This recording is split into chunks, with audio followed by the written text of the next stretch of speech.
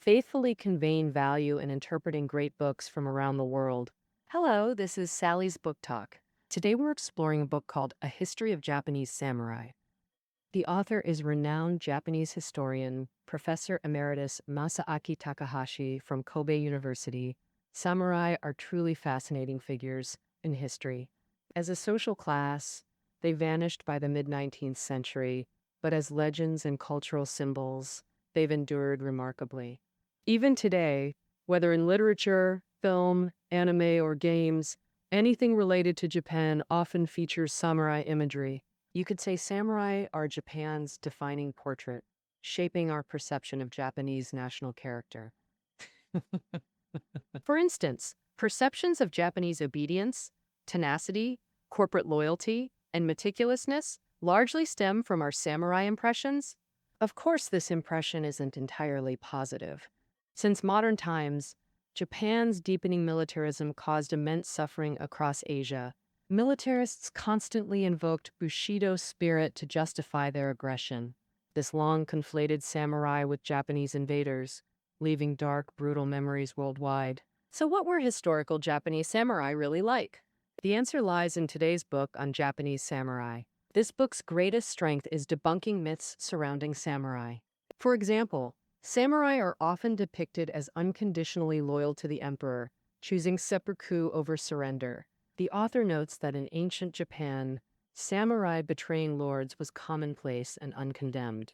Only after the Meiji Restoration did Japan's government promote emperor worship as Bushido's core to mobilize soldiers. This book restores the samurai's true historical image. I'll cover this book in 3 parts. First, the samurai's historical development. Second, their professional skills and behavioral traits.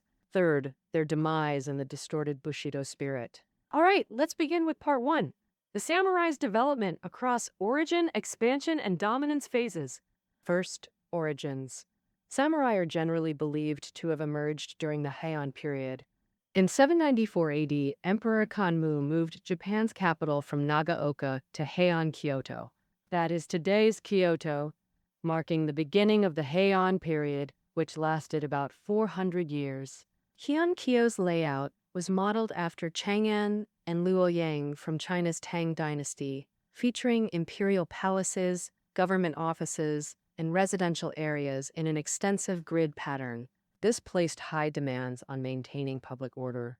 So Emperor Kanmu established 6 guard institutions called Rokuifu, responsible for security at the imperial residence, government offices, noble residences, and throughout Heian-kyo. The officers of the Rokuifu were called samurai, considered the earliest Japanese warriors. Their duties closely resembled those of imperial guard commanders in ancient China. So where did these samurai come from? The imperial court typically selected them from sons of lower nobility who were considered reliable. The most famous samurai families of the Heian period, the Minamoto and Taira clans, rose this way. Incidentally, both great families were descendants of emperors. Starting in the early 9th century, emperors demoted many imperial descendants to subjects and granted them the Minamoto or Taira surnames due to financial constraints.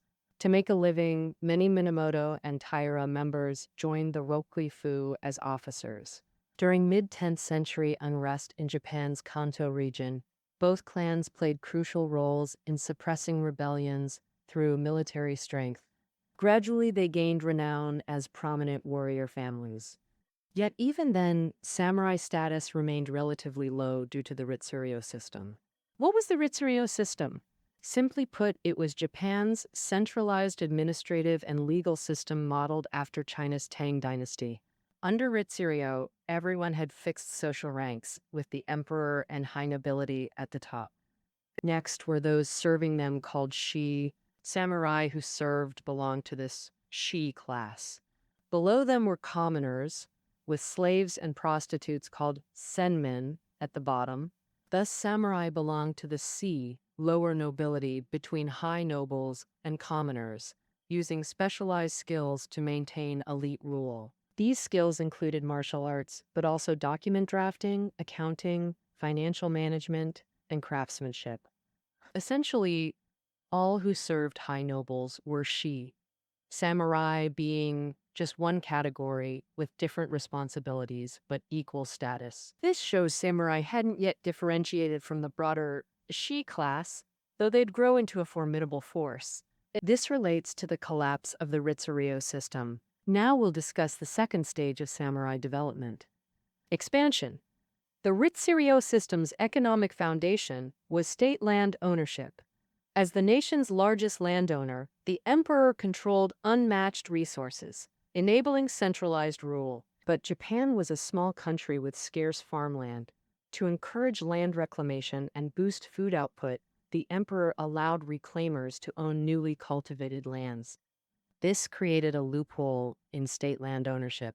Nobles, officials, and temples used reclamation as a pretext to expand farmlands and establish manors. Over time, the emperor's power base was severely weakened, pushing the Ritsuryo system to the brink of collapse. By the mid-Heian period, the powerful manor lord Fujiwara clan seized central power, almost sidelining the emperor, who naturally resented becoming a puppet. Facing the formidable Fujiwara clan, direct confrontation was futile, so the emperor softened his approach and adopted insei politics. This was a popular political maneuver in the mid to late Heian period. Specifically, the emperor abdicated to his son, became a retired emperor, Joko, then a monk known as Ho, ostensibly withdrawing from politics. As a Ho, he distanced himself from worldly affairs, seemingly detached from governance. In reality, he cloaked himself in apparent detachment, manipulating current emperors to control politics and counter powerful ministers like the Fujiwara. His residence was called the Inn. Thus, this political tactic was called insei. Emperor Go Shirakawa, in the late Heian period, avidly practiced insei, and under his manipulation, samurai gained increasing importance. Go Shirakawa ascended the throne in 1155 and immediately adopted a strategy to employ samurai to counter the Fujiwara clan. Using high positions and wealth as bait, he drew in the two great samurai families, the Minamoto and Taira clans. The Fujiwara, seeing the danger, attempted a coup, but were defeated by the combined forces of Minamoto and Taira. Post-war, both clans rose rapidly to become key ministers, marking the samurai's break from the shi class to an independent force. But then, the emperor felt the samurai class was growing too rapidly, posing a threat to imperial power. Moreover, after gaining power, the Minamoto and Taira clans competed fiercely, soon becoming irreconcilable rivals, which greatly troubled the emperor. In 1158, after only 3 years as emperor, Go Shirakawa abdicated and became a Ho. His true intention was to operate behind the scenes, using insei to balance factions and stabilize the complex political situation. But events didn't unfold as Emperor Go Shirakawa had planned. The conflict between Minamoto and Taira clans intensified, finally erupting into open warfare. They clashed violently in Heian, Kyoto, resulting in Taira's victory. The Minamoto were branded as rebels and banished from the capital. After this battle, Taira no Kiyomori rose to the position of Daiji Daijin, equivalent to prime minister, assisting the emperor. Kiyomori appointed his loyalists to all key government positions. He even married his daughter to the emperor to interfere in court affairs, the first time warriors gained such political influence. Thus, Taira no Kiyomori is considered the pioneer of warrior governance. However, Taira's monopoly didn't serve imperial interests. Kiyomori's arrogance led to frequent conflicts with Go Shirakawa, who revived insei politics. He courted imperial relatives in the capital while secretly allying with exiled Minamoto forces, plotting to overthrow Taira. In 1181, Kiyomori died of illness, and leaderless Taira quickly declined. Minamoto forces immediately rose, engaging in a series of battles known as the Genpei War, which ended with Taira's destruction. Minamoto became the most powerful family, irony for Go Shirakawa, who loved manipulating rival factions. He'd hoped Minamoto and Taira would balance each other, but power always swung from one extreme to another. By this point, the cloistered emperor was powerless to reverse the situation. Samurai development entered its third stage, domination. In 1192, Emperor Go Shirakawa died.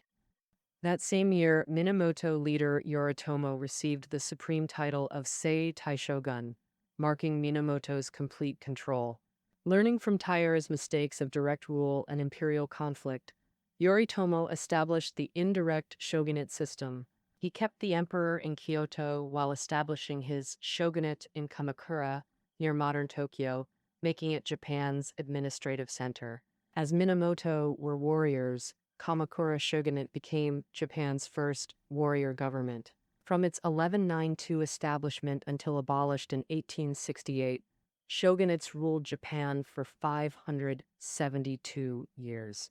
Japan saw Kamakura, Muromachi, and Tokugawa warrior governments, including the Warring States period between them, with emperors remaining figureheads throughout. Merely existing as a national symbol actually benefited the emperor, because all factions' struggles for supreme power centered around the shogunate.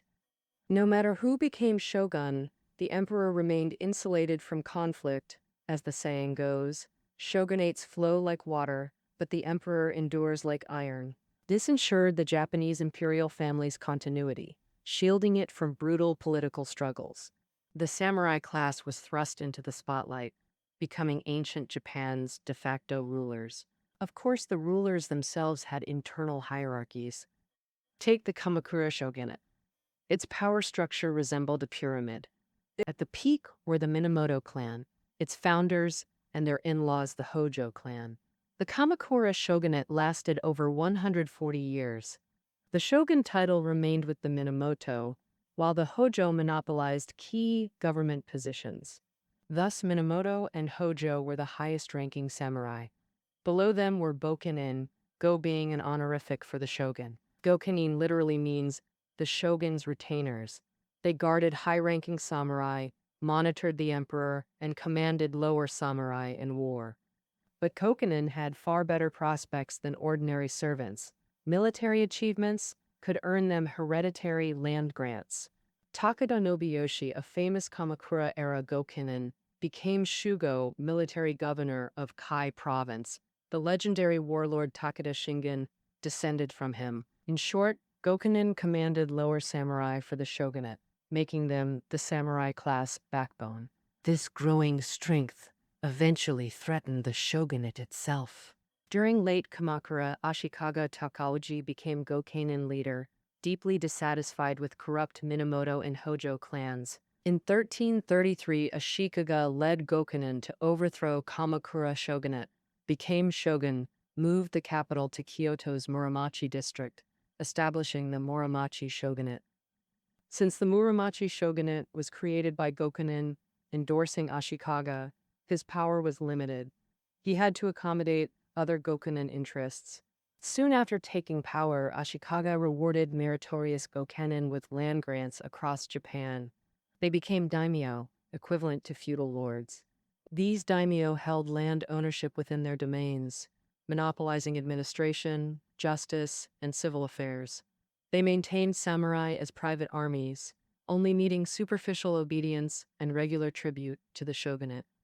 So essentially, daimyo were local emperors. Historically, during the Muromachi period, Japan had about 200 daimyo, meaning 200 feudal lords. Naturally, the shogunate had weak control over them, and central authority declined further over time. Daimyo gradually evolved into warlords with self-sustaining armies, ruling their own territories. By the late 15th century, the Muromachi shogunate existed in name only, and Japan entered the Warring States period of warlord conflicts, featuring famous figures like Takeda Shingen of Kai, Oda Nobunaga of Awari, and Tokugawa Ieyasu of Mikowa. In 1573, Oda Nobunaga overthrew the Muromachi shogunate, officially ending the Ashikaga clan's rule with the 15th shogun, Ashikaga Yoshiaki. After over 20 more years of conflict, Tokugawa Ieyasu subdued all rivals and was named shogun in 1603, establishing his shogunate in Edo, today's Tokyo, known as the Tokugawa shogunate. With the experiences of Kamakura and Muromachi, the Tokugawa shogunate's rule was much more solid. First, he redistributed land, dividing all Japan into over 260 han, each governed by a daimyo. Then he classified samurai into two main groups, those directly under the shogun, called Hatamoto and Gokunin, and others assigned to domains, called hanshi. Thus, a hierarchical samurai system based on personal allegiance was established. Daimyo naturally had absolute control over their hanshi, but only within their own domains. According to the shogunate's Buke Shohato laws, daimyo couldn't deploy hanshi across borders for any reason. All military actions required shogunate orders. Every 2 years, daimyo had to visit Edo to report to the shogun and stay for official duties. The Tokugawa shogunate lasted 265 years, the longest of the three warrior governments, showing the samurai class's rule had matured significantly by this stage. This concludes our discussion of the samurai's historical development. In Part 2, we'll reveal the true nature of samurai, their professional skills and behavioral traits. First, professional skills. Since they were warriors, mastering martial arts was fundamental. So which specific martial art was it? In popular imagination, samurai are best at swordsmanship, and in films they always carry a sword. Actually, Japanese samurai started using swords relatively late. For most of history, their core skills were horseback archery, riding, and shooting arrows. The reason is simple. In the age of cold weapons, horseback archery was the deadliest and most efficient combat style. And since samurai were lower nobility and officers, riding matched their status. Charging into battle with shields, spears, or swords was the job of common soldiers, often peasants. So how skilled were Japanese samurai at horseback archery? It's safe to say they were quite formidable. Take the Kamakura period. Bows were made of bamboo and wood, nearly 2 meters long, firing long and heavy arrows.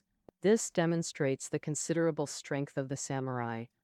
In the mid-13th century, the Yuan dynasty invaded Japan twice and suffered greatly against samurai.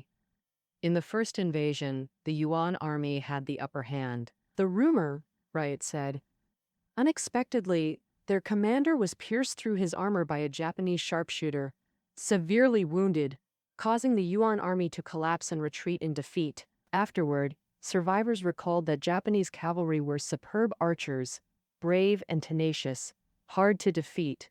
Until the late Muromachi period, horseback archery remained the primary tactic for samurai. Historians estimate that 73% of battlefield casualties were from arrows, with sword wounds minimal, until matchlock guns arrived, changing samurai warfare. Matchlock guns originated in Europe, using a burning cord to ignite gunpowder, with greater range and power than bows. Introduced to Japan in the mid-16th century during the Warring States period, Oda Nobunaga, one of the three great unifiers, quickly grasped their significance and formed gun squads. In the 1575 Battle of Nagashino, Oda Nobunaga devastated Takeda Katsuori's elite cavalry with his gun squads, shocking daimyo nationwide. To compete, daimyo rushed to equip their armies with matchlock guns. In 1592, when Toyotomi Hideyoshi, Oda's successor, invaded Korea, Japanese forces were heavily armed with matchlock guns and well-trained, causing significant trouble for Ming Dynasty troops. After Toyotomi Hideyoshi's death, Tokugawa Ieyasu rose to power, defeating other daimyo to unify Japan. During Japan's unification wars, the Tokugawa family's gun squads also demonstrated great prowess. However, even as matchlock guns grew more important, the traditional skill of horseback archery remained irreplaceable for samurai. While Tokugawa Ieyasu's fierce generals like Matsudaira Yasunaga and Takagi Kiyohide were renowned for their exceptional martial prowess. Hey, what about the famous samurai sword? What role did it actually play? The book's author explains that samurai did carry swords into battle. After killing enemies with bows or guns, they'd draw swords to take heads as proof for rewards. As for sword fighting in close combat, such crude tactics, proper samurai disdained it. Only desperate ronin, who couldn't afford bows or guns, relied on swords, like Japanese pirates raiding China's coast during the Mid-Ming dynasty. For samurai, since swords had limited utility, they became increasingly ornate decorative items. Thus, in ancient times, Japanese samurai swords' decorative value far exceeded their practical worth. From samurai's professional skills, we can summarize 3 behavioral traits. First, naturally, was their diligence, preferring violent solutions. The Minamoto and Taira clans of the Heian period were notorious for ferocity. Taira leader Kiyomori had a domineering personality and ruthless tactics against opponents. In 1180, Kiyomori forced Emperor Takakura to abdicate to further control the government, installing his grandson, Emperor Antoku. He simultaneously confined Emperor Go Shirakawa to prevent political meddling. With Taira monopolizing power, Minamoto dissatisfaction erupted, supporting a prince's rebellion. The prince rebelled, but Minamoto forces were defeated. Kiyomori ordered Minamoto leader Yorimasa and the prince executed as a warning. After Kiyomori's death, the Taira declined, but its members retained samurai spirit. In 1185, Taira were annihilated by Minamoto at the Battle of Dan Nora. Facing defeat, Taira members like Tomomori, Morimori, and Narimori leaped into the sea to commit suicide. The Tale of the Heike, a 13th century epic, vividly portrays the Taira's heroic deaths at Dan Nora, making it a famous scene in Japanese literature. Beyond battle, samurai resorted to violence in daily conflicts, even drawing swords over minor disputes. Miyamoto Musashi, active in early 17th century, was one such duel fanatic. Born into a samurai family, Miyamoto Musashi trained rigorously in swordsmanship from childhood. From age 13 to 29, he traveled across Japan, challenging famous warriors. Over a decade, he initiated over 60 duels and won every single one. Most astonishingly, he once single-handedly defeated 76 opponents, killing them all. The absolute pinnacle of dueling. If you think samurai fought honorably in war, you'd be mistaken. The second major behavioral trait of Japanese samurai was precisely their willingness to win by any means necessary. As the saying goes, all's fair in war. Victory is what truly matters on the battlefield. One Warring States period commander advocated deception, declaring he wouldn't care if called a beast. Victory was fundamental. Yamamoto Tsunetomo of Tokugawa era wrote pamphlets explaining Bushido spirit. Tsunetomo's grandfather openly encouraged samurai to lie. His father also said that truly skilled samurai excelled at deceiving opponents.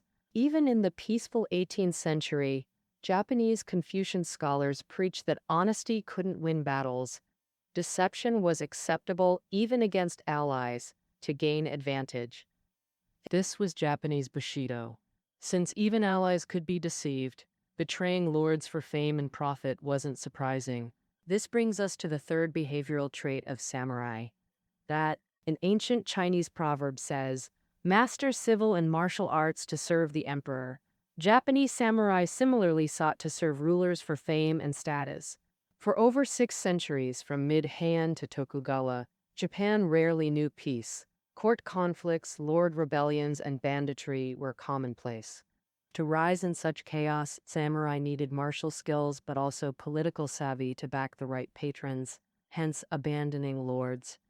Switching allegiance was very common. For example, Heian-era warrior Tayama Munetada first served Taira, then switched to Minamoto when they rose, helping destroy Taira and establish Kamakura Shogunate. Everyone considered Tayama's opportunism perfectly natural. No one criticized it. Interestingly, when falsely accused of conspiracy late in life, the shogunate demanded Tayama swear his innocence. And he responded, "For a samurai like me to be accused of rebellion is the greatest honor." This attitude of taking pride in rebellion was even more widespread during the Warring States period. In Japan then, subordinates defying superiors became so widespread that a specific term emerged, Jokujo. In 1573, Owari daimyo Oda Nobunaga overthrowing the shogun was classic Kujo, yet he couldn't escape tragedy himself. In 1582, he was burned to death by his subordinate Akechi Mitsahide in the Honoji incident, ending the legendary warlord's life. Most samurai weren't as extreme as Mitsuhide, who killed his lord, but switching allegiances remained commonplace. General Todo Takatora served 8 different lords before settling under Tokugawa Ieyasu, who later made him a daimyo without objection. Having outlined samurai's 3 traits, you might wonder, beyond the first trait of belligerence, the others contradict common perceptions. Did they undergo some mutation? Or was the samurai's true image deliberately distorted and fed to people? Part 3. The Decline of Samurai and the Distorted Bushido Spirit reveals the answer. I'll now reveal the answer. First, the decline of samurai, beginning with Tokugawa shogunate's reforms. As mentioned earlier, after establishing the Tokugawa shogunate, they tightened control over samurai. First, samurai became daimyo retainers, forbidden from moving freely or changing allegiances. Second, their livelihood depended entirely on daimyo stipends. With rice bowls controlled, obedience was mandatory. To eradicate Geikokujo, the shogunate indoctrinated unconditional loyalty to daimyo as core values. Correspondingly, daimyo as shogun vassals should also show absolute loyalty, making devotion fundamental. Through social status, economic dependence, and ideology, fierce samurai were tamed, while their martial skills weakened. The peaceful Tokugawa era offered few wars, leaving samurai without battlefields.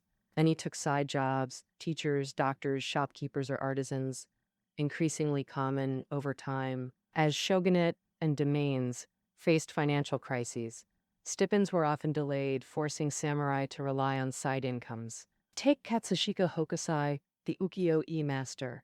Born into a samurai family, but his father made a living polishing mirrors. He painted his whole life and never practiced martial arts. Over time, samurai basics were neglected. Many couldn't even ride horses. Compared to warring state samurai, they're completely different beings. That said, even if they were skilled fighters, it wouldn't matter because times have changed. In 1853, the U.S. Navy arrived in Tokyo Bay with warships, forcing Japan to open its doors. France, Russia, and the Netherlands followed suit. The Tokugawa shogunate was forced to sign a series of unequal treaties, drawing strong domestic criticism. Reformers aiming to change the status quo launched the Overthrow the Shogunate movement. In late 1867, the embattled Tokugawa shogunate returned power to the emperor. The following year, with the reformers' support, Emperor Meiji announced the abolition of the shogunate system. At the same time, social reforms aimed at enriching the nation and strengthening the military began, marking the start of the Meiji Restoration. As relics of the old era, the samurai's fate also took a dramatic turn. Specifically, there were 2 outcomes. A small minority rose rapidly to become rulers. They mainly came from mid to lower-ranking samurai of various domains who excelled in the overthrow movement, becoming leading figures. Tax the code listing influential historical figures with measured pace, Ito Hirobumi from Choshu Domain and Saigo Takamori and Okubo Toshimichi from Satsuma Domain. After the Meiji government's establishment, these men entered central decision-making roles, taking key positions and wielding governmental power. But this was only a tiny minority. For ordinary samurai, the future was filled with uncertainty. In July 1871, the Meiji government abolished the domains, replacing them uniformly with prefectures governed by centrally appointed officials. This was called Heihan-Chicken, aiming to weaken local powers and strengthen centralization. After the domains were abolished, the daimyo were pensioned off by the state, while their samurai had to find their own way. Thus, samurai turned side jobs into main occupations, becoming merchants, teachers, minor officials, etc. Many also joined the new-style military, essentially returning to their old profession. In 1873, the Meiji government issued the conscription ordinance, establishing the principle of universal military service. This broke the Tokugawa-era tradition where only samurai could serve as soldiers. In 1876, the government issued the Sword Abolishment Edict, prohibiting anyone except military, police, and high nobles from carrying swords. Even if you were once a samurai, it wasn't allowed. These two edicts completely abolished the samurai's privileges. As a social class, samurai vanished forever. Yet, so-called Bushido spirit didn't disappear with them. Instead, it was amplified and twisted into militarism's brainwashing tool. The book's author notes Bushido emerged during Tokugawa era. Yamamoto Tsunetomo of Saga Domain used this term in Hagakure to outline moral codes for samurai, like loyalty to lords and fearlessness of death. But Hagakure circulated only locally for long, lacking national influence. Why was this nearly forgotten book revived during Meiji Restoration? Because its loyalist ideology appealed to the Meiji government. Of course, Hagakure's lord meant daimyo. The government reinterpreted lord as emperor, indoctrinating soldiers to fight for him. In 1882, Emperor Meiji issued the imperial rescript to soldiers, declaring Japan's military the imperial army with loyalty to emperor as duty. In 1890, the imperial rescript on education demanded absolute obedience from all imperial subjects. Through this distortion, Bushido meant Japanese must unconditionally die for emperor, glorified as noble sacrifice. Bushido became militarism's ultimate brainwashing tool. As Japan accelerated wars of aggression, official Bushido propaganda intensified. The 1905 Russo-Japanese War is considered pivotal by the author. Facing Russian fortifications, General Nogi Mureski's Third Army forced suicidal charges at 203-meter hill. Japan suffered 100,000 casualties, including Nogi's sons, yet he was glorified as war god and made Hirohito's tutor. After Emperor Meiji's 1912 death, Nogi committed seppuku, cementing his status as Bushido martyr. Inflamed by this spirit, Japan invaded China and launched the Pacific War onto a path of no return. On battlefields, Japanese soldiers screamed, "Long live the emperor," while charging, looting, and killing, preferring death to surrender. Thus, in War II, neither Chinese nor American forces captured many Japanese POWs. Late in the war, Japanese youth, driven by Bushido, formed kamikaze squads launching suicide attacks against Americans.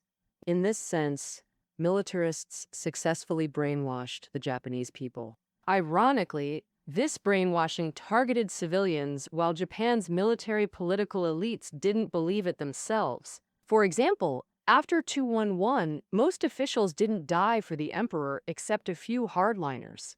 The architect of Japan's invasion of China, former PM Hideki Tojo, vowed to die like a samurai but lacked courage for seppuku.